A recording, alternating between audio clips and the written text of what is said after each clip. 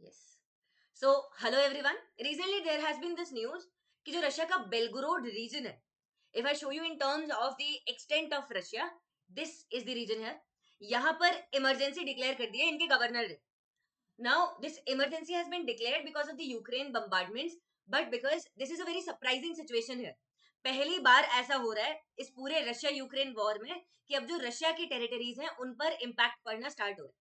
In this war जब से Russia ने स्पेशल मिलिट्री एक्शन फरवरी 2022 में अनाउंस किया था, तब से एक्चुअल में ज्यादातर टेरिटरीज यूक्रेन के यहाँ पर फाइट में चल रही थी. जैसे साउथ और साउथ ईस्ट का रीजन है, मरियोपोल है, डॉनबास रीजन है, डोनेट्स और लोहांस के रीजन हैं, ये सारी जगह. इनफैक्ट खरकीव में बहुत ज्यादा bloody but.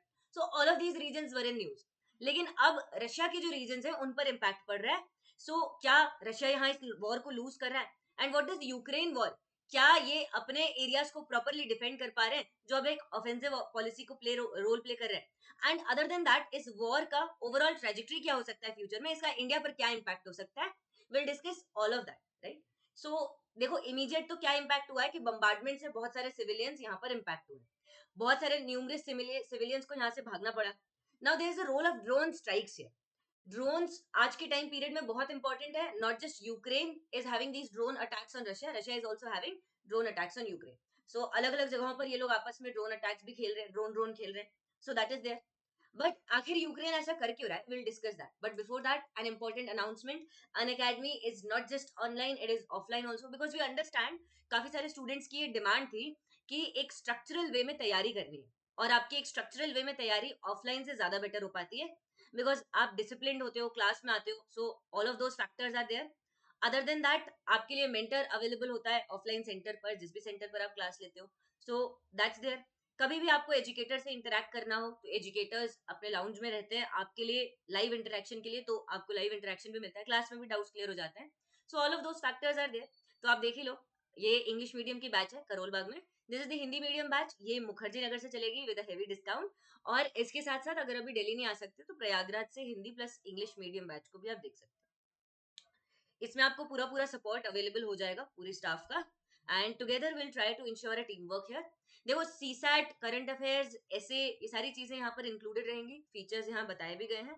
Along with that, practice बहुत ज्यादा इंपॉर्टेंट है. इट कैन मेक और ब्रेक योर प्रिपरेशन. तो full length plus sectional test रहेंगे. इसके साथ साथ रेगुलर इंटरेक्शन रहेगा. इन सारी चीजों के लिए आपको इंक्वायर करना है तो आप वीडियो के नीचे डिस्क्रिप्शन में लिंक्स हैं, उन पर क्लिक कर दो. ऐप वगैरह डाउनलोड करना है तो उसके लिए भी लिंक्स हैं, उनमें आप क्लिक कर सकते हो. For so let's move forward. तो अब देखो यहाँ पर बात क्या हो रही है. ड्रोन स्ट्राइक्स हुए सेटलमेंट्स पर बेलग्रोड में. कोई कैजुअलिटीज को तो यहाँ पर रिपोर्ट नहीं की गई, but suddenly people became active. ऐसे ही शेबोकिनो में अपार्टमेंट में बॉम्बिंग हुई. दोबारा यहाँ पर कुछ कुछ एक्शंस लिया गया.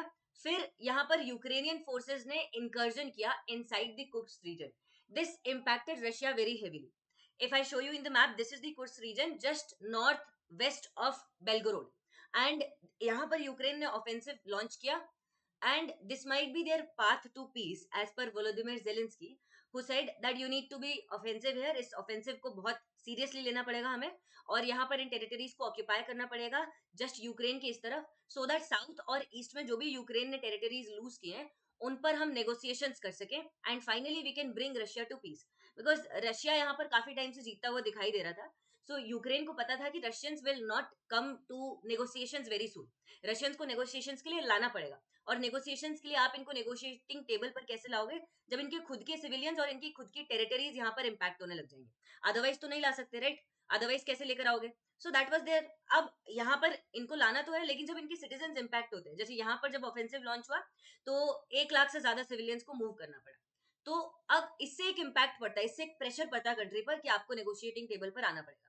बट पुतिन ने इसमें साफ साफ कह दिया था जब कुर्स में ऑफेंसिव हुआ था कि देखो, यूक्रेन तो हमारे लोग हैं, ये सब ठीक है, लेकिन आप बताओ यूएस का क्या होगा. So he was not taking it seriously actually, because उनको पता है कि रशियन जो मशीनरी है दैट इज वेरी ह्यूज. ये अभी ऑफेंसिव ऑफेंसिव प्ले कर रहे हैं, लेकिन रशियन मशीनरी चाहे थोड़ी सी इतनी एजाइल ना हो, एजिलिटी में इनके इश्यूज हैं. So that's why quickly respond नहीं कर पाते जब भी ऐसे ऑफेंसिव लॉन्च होते हैं. लेकिन in the long run this machinery is sturdy, very resilient. And Russians are prone to playing the long wars in past also, जैसे सेकेंड वर्ल्ड वॉर के टाइम पर, है ना. हिटलर ने ऑपरेशन बारबरोसा कंडक्ट किया. No one actually recognizes it, क्योंकि US ने अपने हॉलीवुड से एक नैरेटिव बना दिया हिटलर के खिलाफ, और उन्होंने रशिया के सैक्रिफाइसेस को ज्यादा यहाँ पर बताया नहीं। ऑल्दो रशियंस ने भी, ऐसा नहीं है कि सारी चीजें फेयर हुई थी रशियंस की तरफ से भी, जब ये जर्मन टेरिटरीज को धीरे धीरे एडवांस करते हुए यूरोप में बढ़ रहे थे तो इनकी फोर्सेस ने भी कुछ अट्रॉसिटीज की थी upon people, upon German women. But setting that apart, Russia ने जिस तरीके से अपने आप को डिफेंड किया और जिस तरीके से it is prone to playing that trench warfare, long warfare, चाहे फर्स्ट वर्ल्ड वॉर और सेकंड वर्ल्ड वॉर हो, उसको ज्यादा रिकॉग्नाइज नहीं किया जाता वर्ल्ड में। दैट्स वाई लोगों को ये पता नहीं होता। और दैट्स वाई जैसे ये वॉर स्टार्ट हुआ था यूक्रेन का, तब लोग कह रहे थे कि अब यहाँ पर यूक्रेन अपने आप को असर्ट करके और जीती जाएगा। मीडिया में भी ये नैरेटिव आ रहा था, because this was western narrative that Ukraine is winning. ऐसे धीरे धीरे करके दुनिया भर में नैरेटिव दिखाओ ताकि ज्यादा से ज्यादा कंट्रीज आपके सपोर्ट में। But Indians basically, our foreign policy was very clear that we have to stay strategically autonomous. This is not war, our war. हम ज्यादा ज्यादा ये बोल सकते हैं कि दोनों लोग टेबल पे आओ और बात करो, इससे ज्यादा हम नहीं करें। So that is there. Second world war के टाइम से आप देखो, अभी रशिया में पहली बार ऐसे इंकर्जन हो रहे हैं और इससे यूक्रेन को, as we have discuss, territorial gains भी मिल रहे हैं। And Ukraine has in fact offered कुछ टाइम पहले ही to cease its rates if Russia agrees to a just peace. Just peace का इसका मतलब यही है इनका कि हमारी जो टेरिटरीज हैं वो हमें या तो वापस मिलेंगी या फिर हमें जस्ट टर्म्स मिलेंगे। मतलब will not be, Ukraine will not be finished as a country overall. अब इनका ऑब्जेक्टिव ये है कि जैसे तैसे अपने आप को बचाया जाए। This is there. सो यहाँ पर हुआ है। और साथ साथ ऐसा नहीं है कि सिर्फ और सिर्फ रशिया को अपने आप को डिफेंड करना पड़ रहा है, यूक्रेन को भी अपने आप को बहुत ज्यादा डिफेंड करना पड़ रहा है। ठीक है, जैसे कुर्स में यूक्रेन ने इतनी टेरिटरी अक्वायर कर ली, लेकिन जो सुमी रीजन है, जो यूक्रेन का रीजन है, यहाँ पर इनको डिफेंसिव मेजर्स एनहांस करने पड़ रहे हैं। जस्ट नॉट, यहाँ पर आप देखो इस तरफ सुमी रीजन है, ये खरकाइव था, यहाँ बेलगोरोड था, यहाँ कुर्स था, यहाँ सुमी रीजन। सो यहाँ रशिया का भी ऑफेंसिव चल रहा है और Russia is trying to acquire it. अब बात क्या है कि यूक्रेन के साउथ और साउथ ईस्ट के जो रीजन है, जैसे जेपोरेजिया, ये पूरा न्यूक्लियर प्लांट और ये पूरा रीजन यहाँ पर रशिया के अंदर है। ऐसे डोनेट्स और लुहान्स एनीवेज रशियन नेशनैलिटीज थी यहाँ पर, ये स्टार्टिंग वॉर से यहाँ पर था रशिया के कंट्रोल में।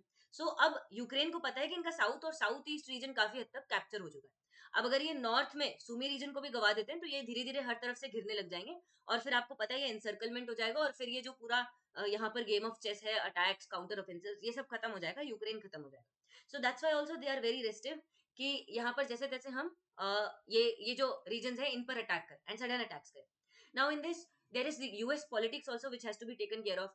अगर यूएस में डोनाल्ड ट्रंप इलेक्ट होते हैं then it is very considerable कि जेलेंस्की अपने आप, इनकी पावर बहुत ज्यादा कम हो जाएगी, because the Republicans have fixated their eyes on China.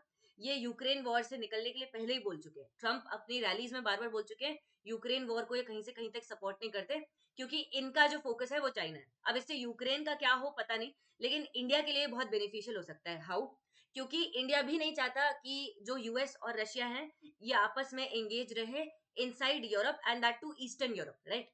अगर यहाँ पर रशिया सेटिस्फाई हो जाता है इसके बाद, रिपब्लिकन्स के आने के बाद, सो उनकी जो अलायंस है चाइना के साथ और चाइना की जो उनको नीड है वो कम हो जाएगी।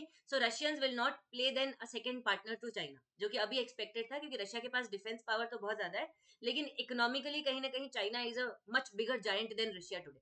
सो ऐसा एक्सपेक्ट किया जा रहा था कि अगर इनकी बॉन्होमी बढ़ती है और ये ऑलमोस्ट एक अलायंस में कन्वर्ट होते हैं तो Russia will play the second player which will be second partner which will be very dangerous for India, क्योंकि हम इनके ऊपर डिपेंडेंट है डिफेंस सप्लाईज के लिए। तो इससे अगर रिपब्लिकन पावर में आते हैं, इंडिया को एक ब्रीदिंग टाइम मिलेगा and with that breathing time we can utilise that breathing time to further diversify our defence sources, क्योंकि ये तो हम कर ही रहे हैं, है ना? सिर्फ और सिर्फ रशिया से नहीं। अभी मैं आपको आज एक न्यूज पढ़ाऊंगी यूएस से रिलेटेड, MQ-9 रीपर ड्रोन्स। तो हम वो सब सारी चीजें कर रहे हैं, but we need breathing time for that. Defence की सप्लाईज इतनी जल्दी यहाँ पर ठीक नहीं होती है, तो वो हम डाइवर्सिफाई कर पाएंगे और फिर हमारा जो एक थ्रेट है वो भी यहाँ पर रिड्यूस हो जाएगा। So for our foreign policy and defence it will be better. अब यूक्रेन ने, वैसे ये जो अब पूरा इनका जो यहाँ पर डिसीजन था वो इनका खुद का था, so India should not get into that actually, इनका जो भी होता है, because it was their decision to be under the leadership of a comedian and then decide to join NATO just out of the sake of frustration of cold war era from Soviet. और उसके बाद इनका खुद का decision था to do whatever is happening, right? और इसमें of course Russia का भी रोल है to attack on Ukraine, but primarily we should stay out of this game. Thank you so much, people. Stay connected, like, share, subscribe.